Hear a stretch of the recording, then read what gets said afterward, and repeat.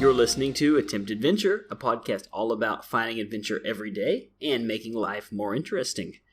From Bangkok, Thailand, I'm Michael Desrosiers, joined as always by my co-host, James Barrett from Dallas, Texas.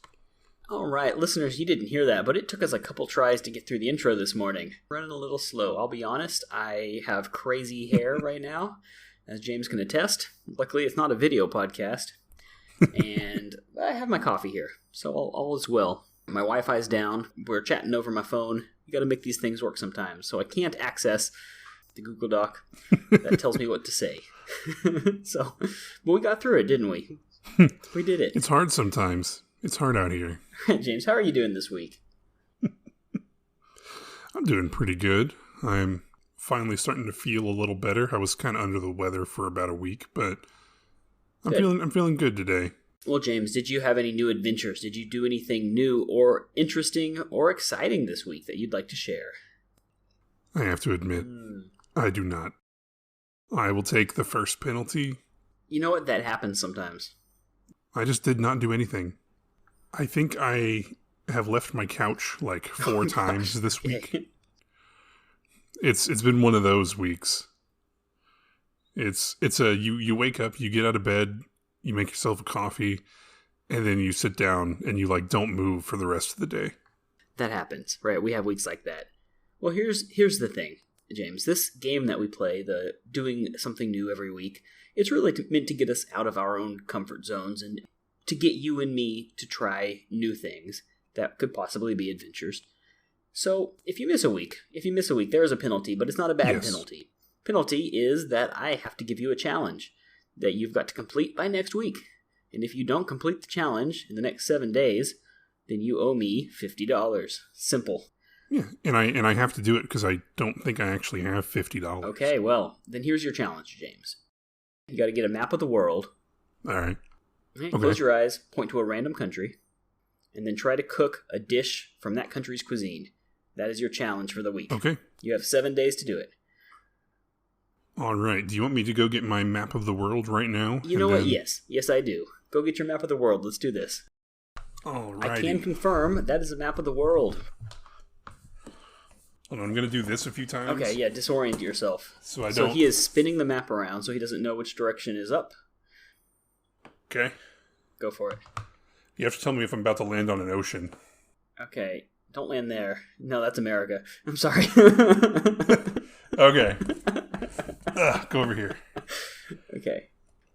Now that looks like... That is... So, James, your finger landed upon Russia. So... My finger landed on the biggest country in the world. Probably pretty good odds of doing so. Yeah. Okay, so, well, luckily, this shouldn't be difficult. No, so by next week, all you have to do is research and create a Russian dish. Take a couple pictures of it, and we'll put it on the website. Maybe even put it on Instagram. I don't know. That seems like a decent country to get. I imagine they have cuisine beyond beets and vodka. Beet and vodka soup. Cool. Yeah, I will do that. Nice. Okay, well, the first penalty is off to the races. So that'll be fun. I'm excited to see what you come up with by next week. And so you don't need to do anything specifically new by next week. If you do, great. But if you don't, that's okay. All you have to do is create a Russian dish. I can do that. I did something new, and I bought a bread machine. Not a cheap bread machine online. Here's the deal, though. It's entirely in Chinese. The buttons are physical buttons, and they're marked in Chinese. The instruction manual is entirely in Chinese. So I did my best with the little phone camera app on Google Translate to try to be able to read the buttons. I think I figured it out. You got to set button number 1 to Yi, and you got to set button number 2 to Zhong, and then you hit go. And bread comes out. And bread comes out. And I actually used it yesterday. Hoped for the best. It worked.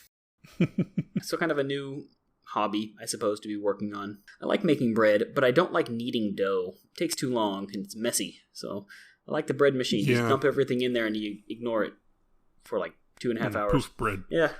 Yeah, I didn't really get into the bread making phase. I made a couple loaves of bread, but it's too much work. It is a lot of work for something that costs like 85 cents at the store. But anyway, so then I had a little adventure trying to figure out how to use it. So that is my story.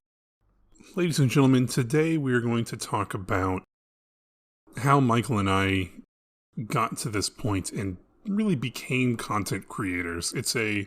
I don't know if our story is typical of other content creators or not, because it's been a bumpy road. It's been a long road getting from there to here.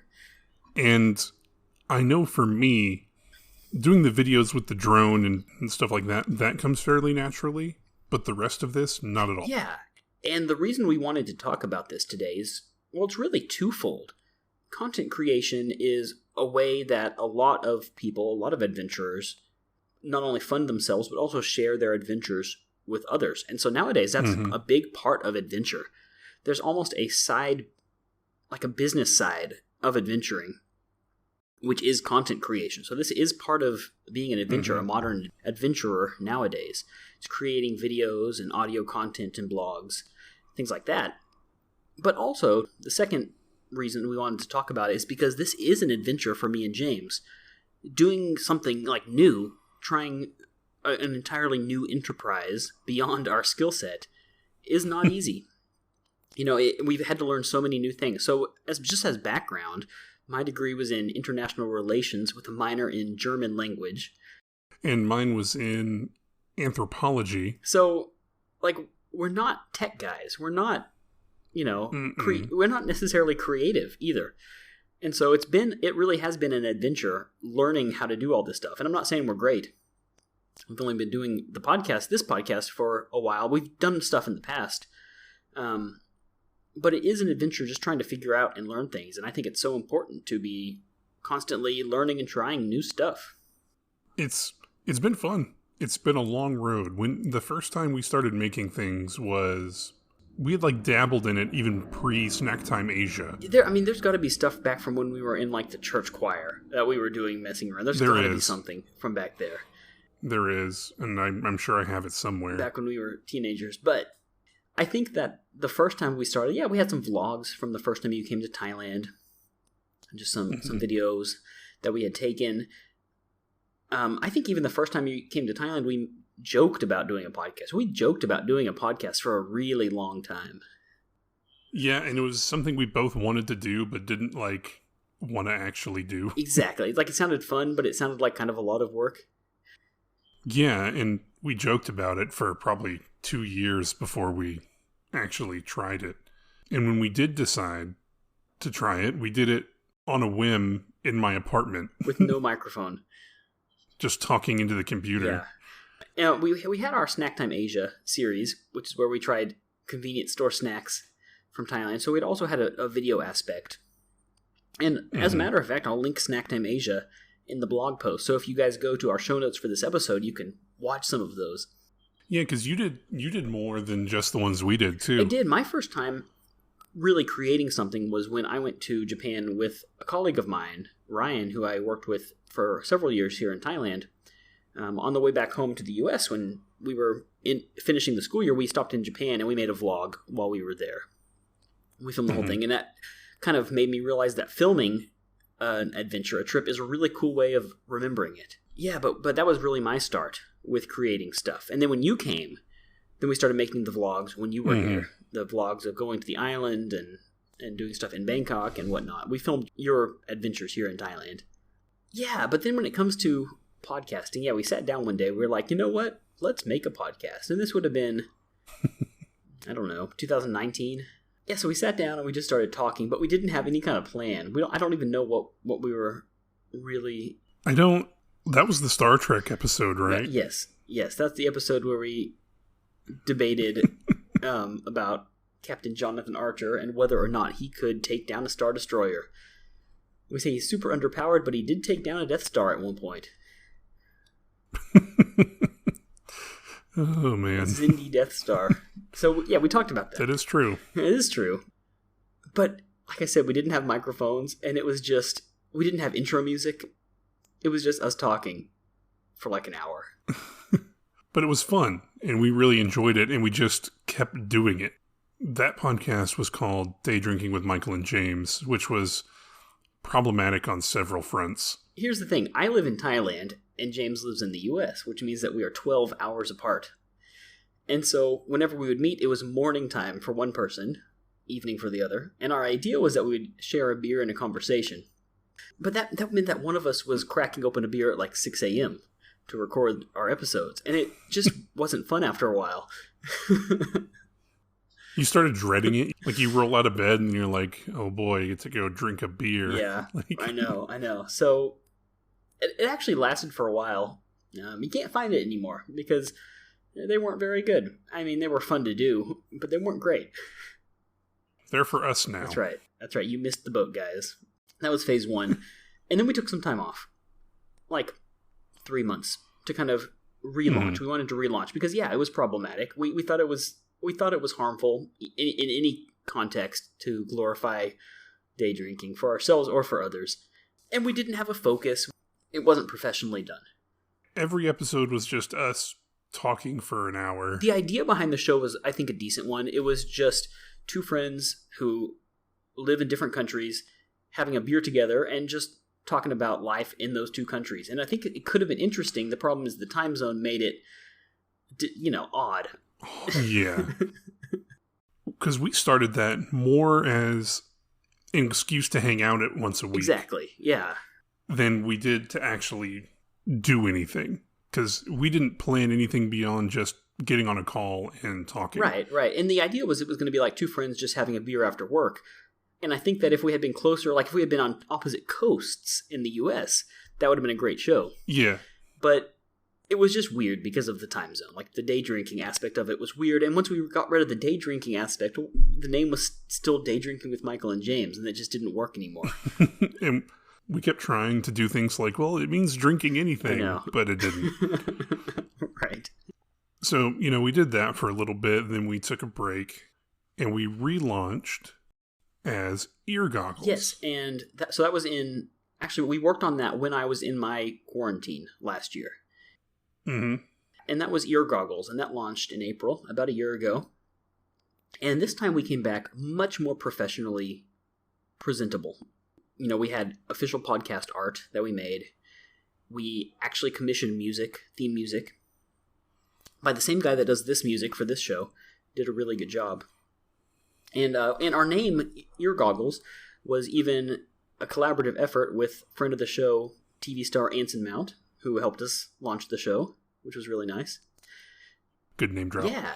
So we were more professional the second time around. Like we were on it. And then, I don't know, what happened? Like that show still exists. Yeah, that show still exists, and we're getting back to it. Once we have a good launch with this show, we're going to try to release both shows in a week. I think it was just a sort of lack of focus. And plus, life gets really busy and the holidays roll around and it gets really difficult to record a podcast, actually, when there's just a ton of stuff going on. At the time, I was working every day, and I do think the lack of, not focus isn't the right word, but the lack of structure, we didn't. Yeah. We still were coming up with topics, but they were very broad. It's not like this show where it's focused on travel and adventure. The topics for Ear Goggles are topics like our favorite video games. They're broad. And it's just it's still us having a conversation, usually with a beer, but they're very broad. It's more focused than day drinking was, for sure. And it's more structured because we do use that Google Doc to ask each other questions. But it takes a lot more work, I think, to put that show together.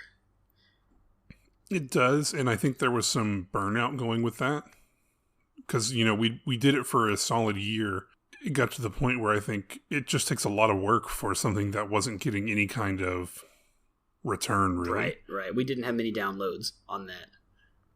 Even for just, for me, it got to the point, I think, where now I'm looking forward to going back to it because we have this going where it sort of gets what I want the podcast to be. And then we have Ear Goggles, which is just us talking. We could probably even just record our business meetings. We probably could. So I think for me, it got to the point where I was looking forward to it more just to hang out and talk than I was to actually make the podcast. Which is what it's meant to be, but it kind of got away from that as well. It became more like, we had some really good episodes, like the one where we researched the presidents, but they take a lot of effort to do those. And, it takes a lot of research and things like that for those good episodes. And I don't know, I really enjoyed doing it, and I'm excited to get back to doing it. But I think because we have this one going now, we can even be a little less structured with it. Right. And just sort of go and sort of have that be our outlet, I guess.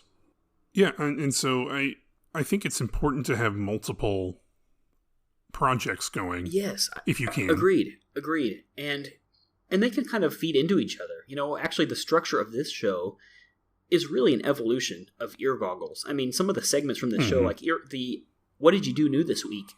That comes directly from there. In fact, we're going to be changing that segment in Ear Goggles because we thought it fit better in this show. And in Ear Goggles, we end the show with a weird news and recommendation segment, which is very similar to Adventures in the News. But it's just bizarre news, just dumb stuff that happens around the world. Yeah. So we kind of found our footing. We found a structure we liked, but we needed to focus it more. In this one, we really do focus more. And besides last week where we kind of rambled a little bit, we've been really good at staying on topic and things like that. Last week made us realize we needed to relaunch Ear Goggles, though. Munsters Talk was what you can expect in the other show. One day we'll release the few episodes of our ill-fated third podcast, Pints of Order, which were all made during the U.S. election cycle. It was like a less fun Pod Save America. Way less fun. It was just us being mad for an hour and a half. Well, and then I just thought, that's just too much negativity. We didn't end up launching it because it was, we don't want to be negative. Like, it's good to rant to each other, but we needed it. Yeah, it was negative, and then when the election was over, there was nothing to talk about anymore, so there was really... Episode 50. Politics is boring again. Right. Yeah. So it was episode 5.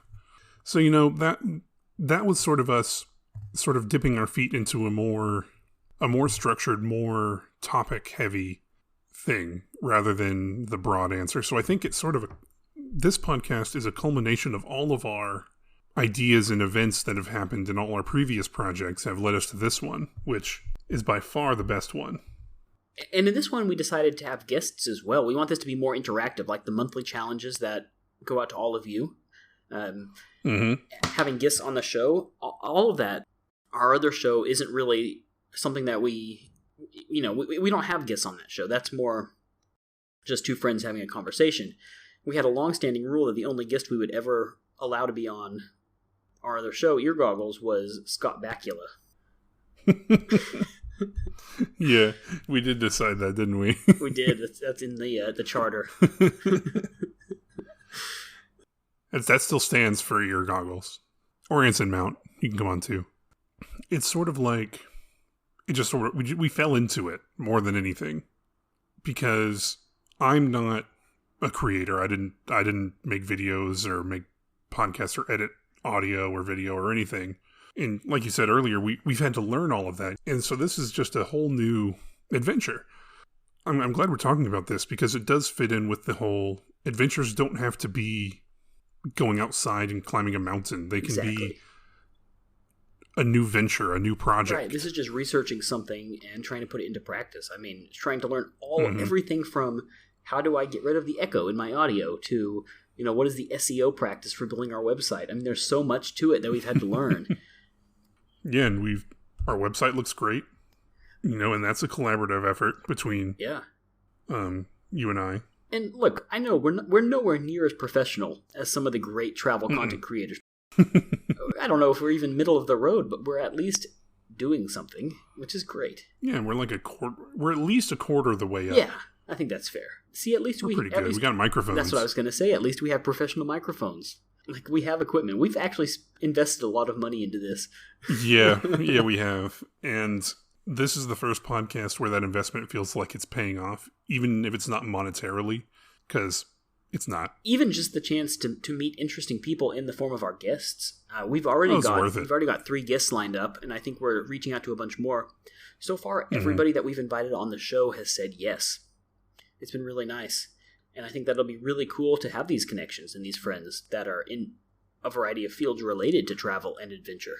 That actually leads me to put out this call. If you have a topic that you think would be interesting for us to talk about, a travel or adventure topic, let us know. Send us an email. If you've had an interesting adventure or if you're involved in an interesting hobby, send us a message. Maybe you can be a guest. If you have an idea for a guest, also send us a message. We're always looking for suggestions. We want this to be a podcast for you, the listener. Because we really do want this to be what you guys want it to be. This isn't about us just having a fun time. This is about... Yeah, that's ear goggles. Yeah, that's ear goggles. So this one's about giving something that people want to hear. And giving out and making episodes that people want to listen to. And so for sure, if you have an idea for a guest or want to be a guest or anything, just shoot us an email and we'll happily talk with you. Yeah. Yeah, if you've been to Mount Everest or if you scuba dive or anything at all. We interpret adventure very loosely. Mm-hmm. Which kind of leads me to this little point, is our name, Attempt Adventure. This is a fun one. Yeah, it is. I'm going to be transparent here. The name came off a generator. Michael and I were talking, and we could not for the life of us come up with a name.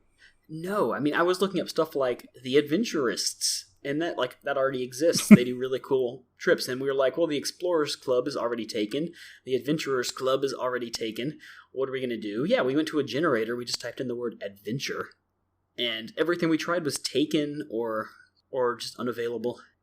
And the third one was Attempt Adventure, which we kind of laughed at. We were like, that sounds so uninspiring. It does. What we mean it as is that you should attempt adventure every day. You should try and make life interesting, have a little adventure every single day. And if you fail, you fail. It doesn't really matter. And that's fine. See, we thought it was really funny when we first came across that in the generator. We just thought the word attempt just sounded so uninspiring, but I've gotten used to it. I'm trying. Exactly, yeah. I've gotten used to it now, and I think that point is not so obvious. And I like it. I like the phrase now. I think it's great, but I just thought it was really funny when we first came across the suggestion. And so, yeah, however you take Attempt Adventure is how you should take it. We certainly don't take ourselves seriously, so if you find it funny No, not at all. It's kind of a silly name. Attempt Adventure is our name, and our slogan is Live a More Interesting Life, and that's sort of what this whole thing is about. And that varies from person to person. You may think that, I don't know, croquet is the most interesting thing ever. By all means. Write in. You can be a guest on the show. Are you a croquet master? You've got to make some Russian food. That's an adventure. I do. That'll be fun. Yeah. I'm not making borscht. I'm sorry. I won't do it. Okay. I refuse. I don't like beets that much. Well, that's a problem if you're going to have borscht. I'll just get a beet, some sour cream, and a shot of vodka and just... Beet and vodka stew. It's just a beet boiled in vodka. It's one shot of vodka with a beet. It's like when you do tequila, but instead of biting the lemon, you just bite a beet, take a big bite out of a beet. Yeah, you just you take it, you shoot back the vodka, and you just take a bite of the beet and suck some beet juice out of it. Ugh, gross. I mean, I like beets, but that sounds horrible. What is the Russian national dish? It's probably borscht. Palmini. Pastry dumplings are typically filled with minced meat and wrapped in a thin pastry-like dough. See, that sounds good. It does. That sounds better than borscht. Anyway. Stupid beets. Anyway, so what I want to talk a little bit about, because for a while it took us a little bit to get used to calling ourselves content creators. Because it kind of felt fake. Yeah, well, that's imposter syndrome, isn't it? I think everybody feels like, yeah. At what point do you allow yourself to do that? Because I know for me, it wasn't until this one that we even, really promoted it. Or even, told people we knew that we were doing this. Because... I know. Honestly, I think we were a little bit embarrassed to be doing a podcast. A little bit. I don't know why. Probably because we're two generic white dudes making a podcast. Yeah, no. Well, this kind of goes back to an episode of Ear Goggles that we had a while back, which was how we actually got the idea for this show, our episode about our kind of bucket list adventures. And in that show, we were just like, you know what? Let's just call ourselves adventurers. I think I had read a blog post online that was talking about that as like, you know what? You're never going to feel like you're there. You're never going to feel like you're a successful author. You're never going to feel like whatever. Like, at some point, you just have to adopt the title because imposter syndrome is real. But at some point, you just have to say, you know what? I am an author.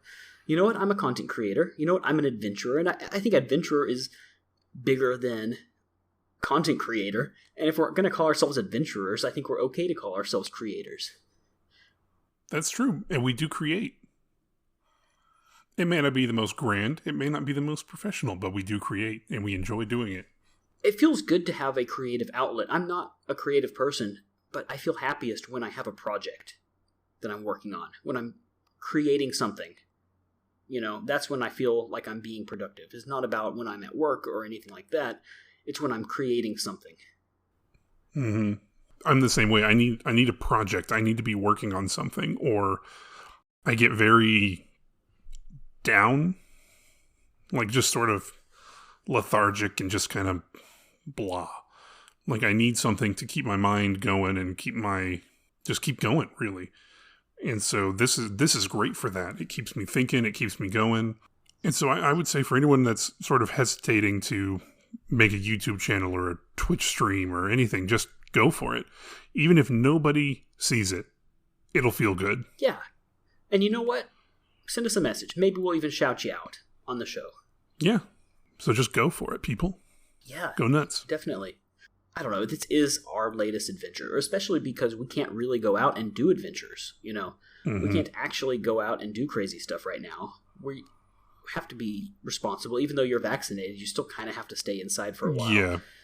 I mean, here we're starting to have our next big wave in Thailand, so I'm staying inside to avoid the coronavirus as well. My fiance and I are planning a move, so that's an adventure, but it's, you know, something that's in the works. It's not something that's actively going on. It's not something that I can spend all my energy on. So it's like little things now with the pandemic. And so I think it's interesting to hear how you're going, because for a long time you were doing a lot better than I was. Yeah, last year we were pretty much COVID-free for most of the year. Now we've had, I think we have around 1,000 active cases right now. You're stuck at home more or less. Right. My swimming pool is closed. My gym is closed. Everything's closed. And while here it's open again, but I'm very cautious about that because the U.S. is dumb in that regard. Right. But we're going to talk about that. That's a different show. That's right. That's Pines of Order, and it doesn't exist anymore. That's Pines of Order, and we're not going to talk about that. Whereas for me, I'm sort of starting to get back outside and sort of start doing things again by myself. Yeah. For the most part, for the last year, it's been me and my fiance, and that's it. So it's shrunk the amount of people that I interact with by, I don't know, 100-fold. So I think that's why having adventures like this is really a valid thing, because trying something new still breaks you out of your comfort zone, even if you're in your same house. And I think that's why the bread making became popular for a while. And people were making pickles and fermenting stuff because you got more time, but you can't leave, so you have to try new things. And that's why I really do think that you can have an adventure without leaving your house. You know, just a new hobby, a new, enterprise. Those are all adventures. Yeah, they are. And I highly recommend trying something like that for everybody. Making pickles is fun. I did make pickles. But yeah, so I think that's sort of our story going with this. Yeah. Is it took a lot of trial and error. It took a lot of effort. And I think more than anything, it took us willing to do something that wasn't in our comfort zone. You know, especially with this one, and telling people about it it was awkward at first because I don't know how to tell people to go listen to me talk for an hour. Yeah, right. Who am I? But here we are, and we're doing it, and And that's that. I mean, I think that it's important for us to at least try. And yeah, we might not ever get anything out of it, but we personally get something out of it. Mm-hmm. I get a lot out of it. Yeah. I mean, our conversations back in the day in day drinking with Michael and James, that's what made me go back and reapply for grad school. It's helped me stay on track with like things I know that I want. And I get a lot more enrichment out of this than I do Netflix. Yeah. Very cool. Well, shall we wrap that up and move on to our next segment? Yeah, let's go.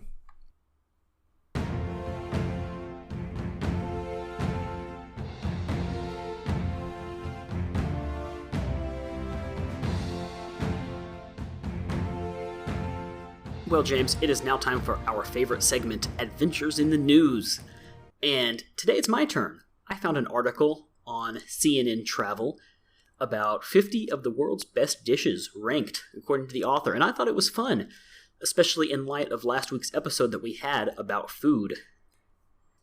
I went ahead and pulled up the article for you, since your internet is broken. So, how do you want to do this? First, I want to just go to the very end of the article. Number 50, America. Number 50 is the United States with buttered popcorn. Now, do you agree with this, James? Off the top of my head, I would say no. However, when you get popcorn, it's the best thing in the world. Yeah, and it actually is native to America. It actually is an American snack. And so, like, you never think about popcorn until you're eating popcorn. And then you can't stop. Oh, buddy, I love popcorn. I've discovered... I do too. During COVID, the cinemas here started having popcorn delivery. And you could buy, like, a 5-gallon tub of popcorn, like a barrel of popcorn. That's amazing. I did it all the time. We would just sit in the apartment watching Netflix, eating, like, 5 gallons of popcorn. It was great. Get that cheese popcorn. So good. Yes. So... I want to talk about that for just a second, since we're on popcorn. So in Bangkok, they have the popcorn like, they scoop it with giant metal scoops and they put it in buckets. But it's got, you can get regular popcorn, you can get butter, you can get whatever. But you can also get like cheese. Now, the cheese popcorn is delicious. However, it tastes nothing like cheese. No, it's like very strange artificial cheese. It tastes like you described a cheese to somebody, and then they guessed. Mm-hmm. You were like, it's kind of salty, kind of tangy, kind of funky, kind of, I don't know. And then they were like, all right, I got you. And then they made this. Right. Well, whatever it is, it works. It's great. It's delicious. But so, I do agree with it. After thinking about it, I agree. And it actually is a dish or a snack that came from North America. I mean, unlike a lot of our other cuisine, which was actually imported from Europe, popcorn is a dish that is native to North America. So I think that that's a clever answer, actually. Yeah, it is very interesting. 46, Somtam.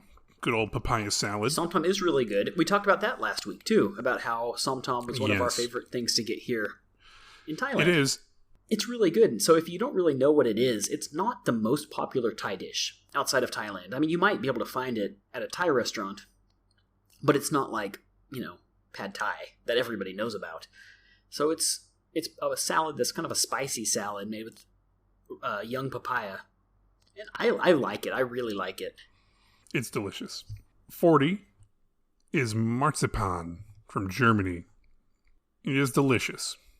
Yeah, I guess I wouldn't have thought of that. Now, I like their methodology. I'm not sure of what it is, but I like their methodology for this list because it's not like the dish that you immediately associate with that country. Mm-hmm. And countries are represented multiple times. It's sort of just the 50 best foods. Dishes that they... Foods. It's not dishes, even. Right. 50 best it's just foods that they like. Right. So, marzipan. Interesting. 39 is ketchup. Really? United States. United States, okay. U.S. ketchup. Good old ketchup. 35 is chili crab from Singapore. Ooh, which is delicious. Chili crab is delicious. Yeah, that sounds great. I could go for that You know what I've really been into is soft shell crab. I'm crazy about soft shell crab. Ooh, love it. All right, let's go down to 30. Vietnamese summer rolls. Pork, shrimp, herbs, rice, vermicelli. It's what we would call a spring roll. Mm-hmm. But I guess it's a summer roll. I don't know. If I remember correctly, when I was in Vietnam, you could buy rolls of each of the seasons. Like there was an autumn roll and a winter roll, and they all had kind of different things. Interesting. The pork and shrimp is summer roll. I don't know. Well, there you go. Interesting.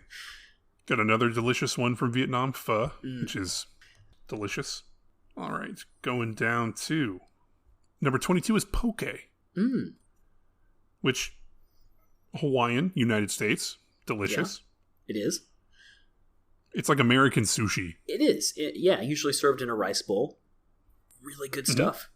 Number 20 is Arepas from Venezuela. It's a corn dough patty that provides a savory canvas onto which you can paint any number of delicious toppings. Cheese, shredded chicken, crisped pork, beef, tomato, avocado. Interesting. Wait, so is it kind of like... I'm not super familiar with my South American food. Is it kind of like a tortilla? Is that kind of like a thick tortilla? Thick tortilla. Okay. And you cut it open and you put stuff in between. Gotcha. Okay, like a pita. Kinda like a Venezuelan pita. Okay, interesting.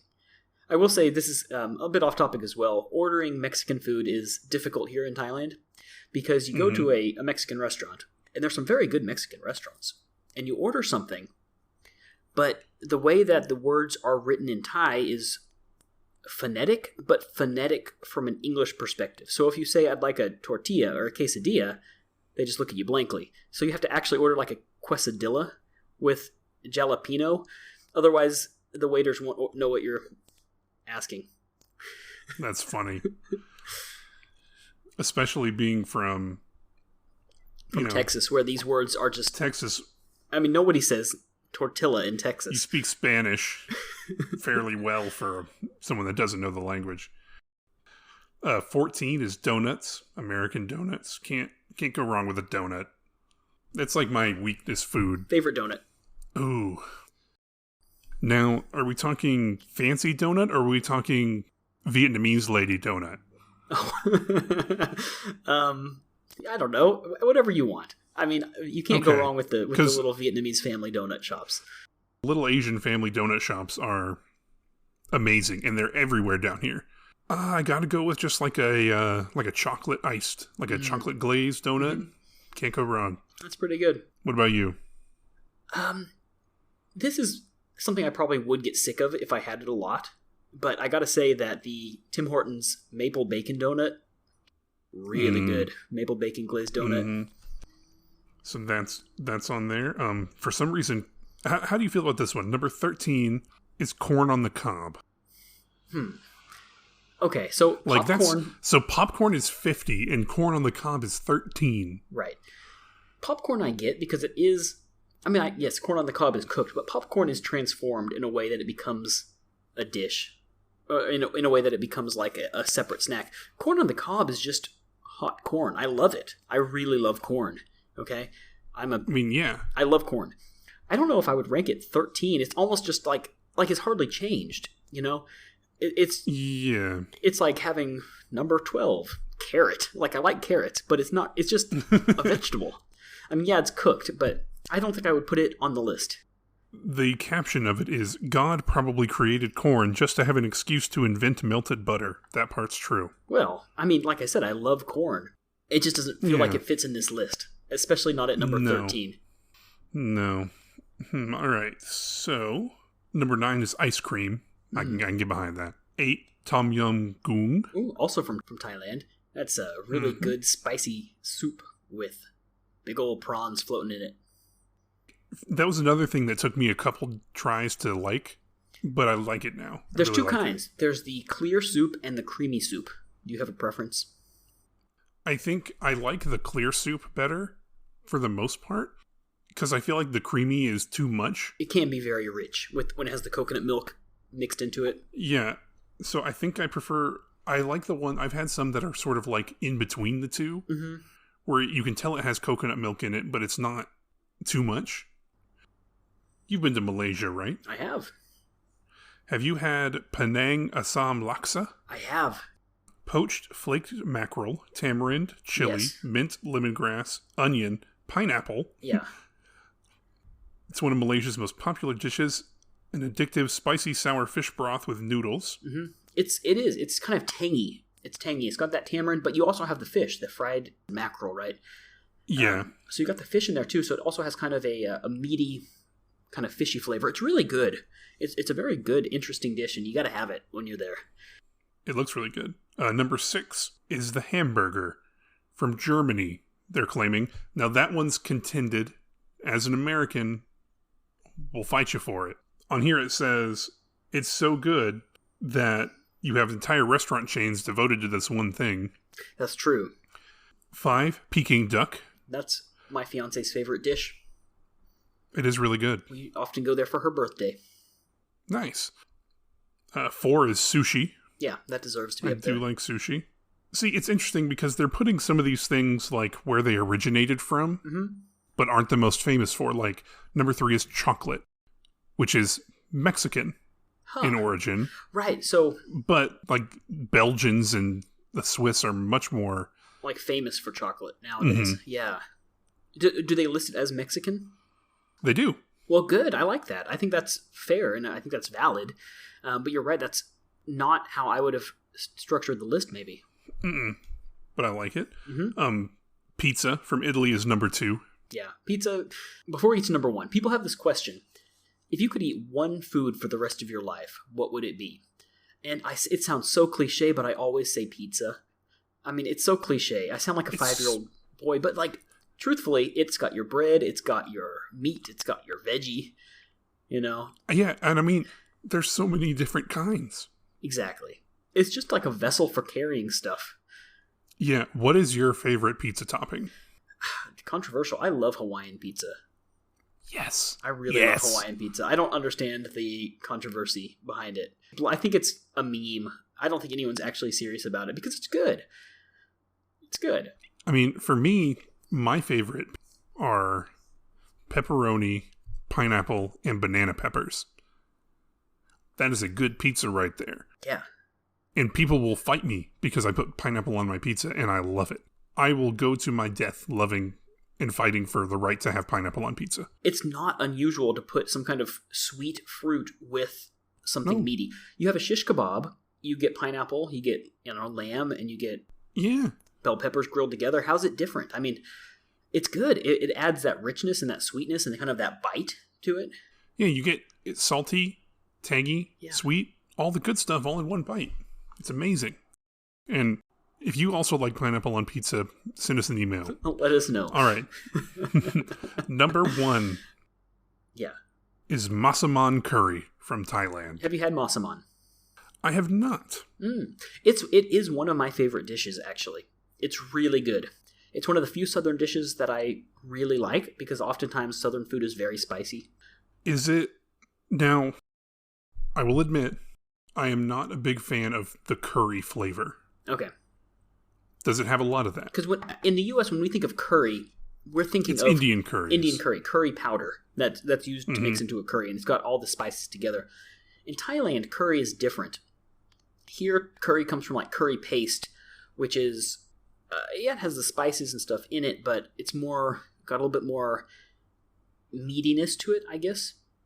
And I like Thai curries. Like Thai green curry is really good. Yellow curry is one of my favorites. Yellow curry is good. It's not super spicy, but it goes very good with crab. Yellow curry with crab. Massaman curry is a little bit more close to what we think of as a curry, but it's one of my favorite dishes, and I think you'd like it. It's not super spicy. It's a little bit sweet. It's got usually chicken because I believe it's a Southern dish, so it wouldn't be made with pork. It would be halal. Often potatoes are cut up into that as well, so it's a very rich, hearty curry. It looks kind of like a cross between like an Indian curry, a Japanese curry, and a Thai curry. Like it's all those. Yeah. So this is great Southern food. So what does their description say? What did they write about it?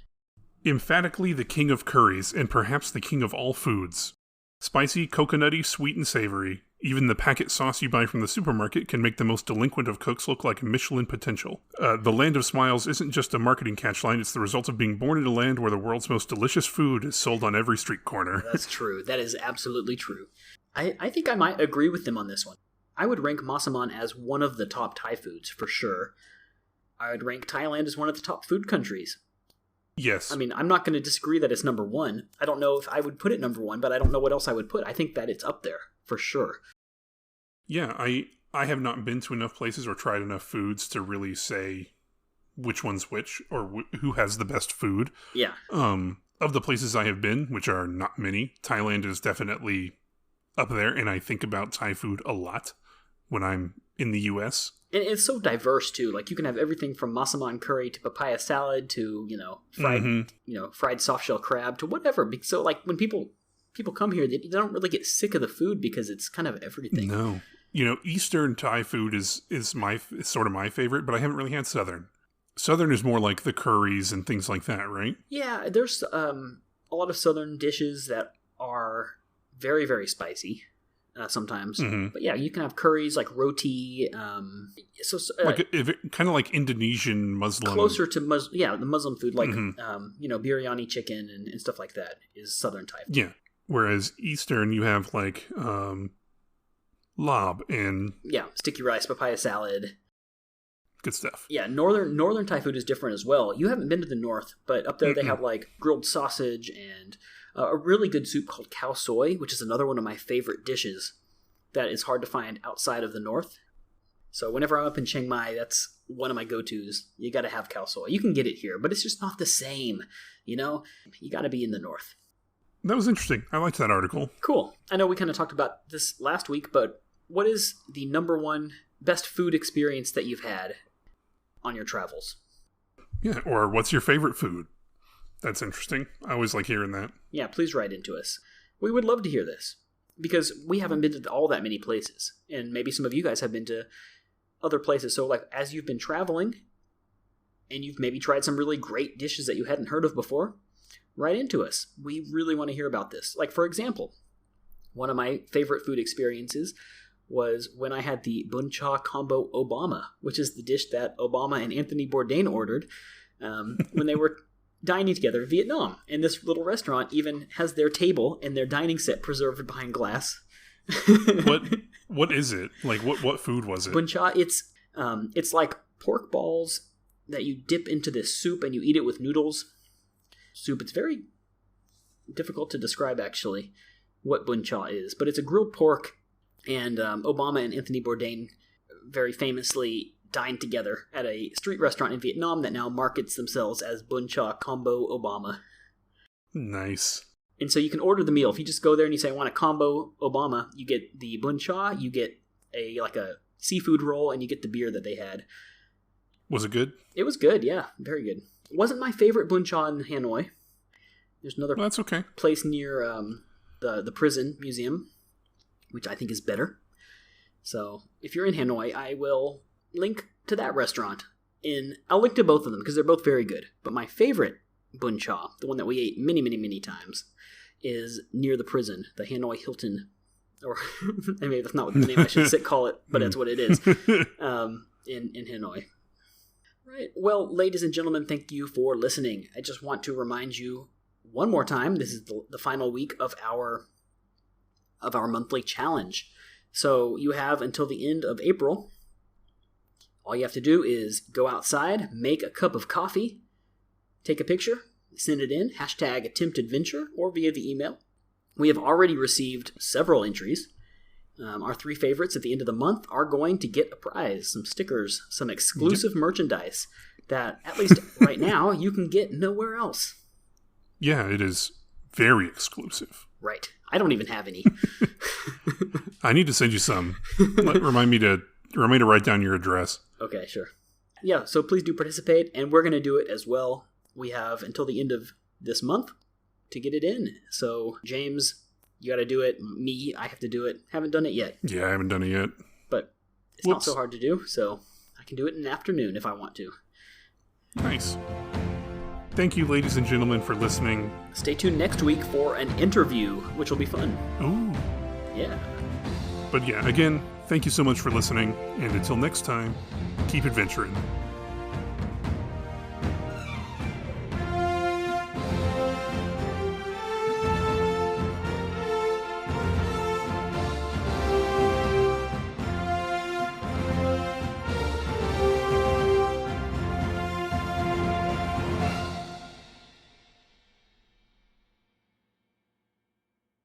Recording. Okay. You're listening to Attempt Adventure, a podcast all about... Oh, gosh, what is it? I don't have it in front of me. What is it? Can you tell me again, James? Podcast about finding adventure That's right, every day okay. and making life more interesting. That's right. And then okay. you introduce yourself.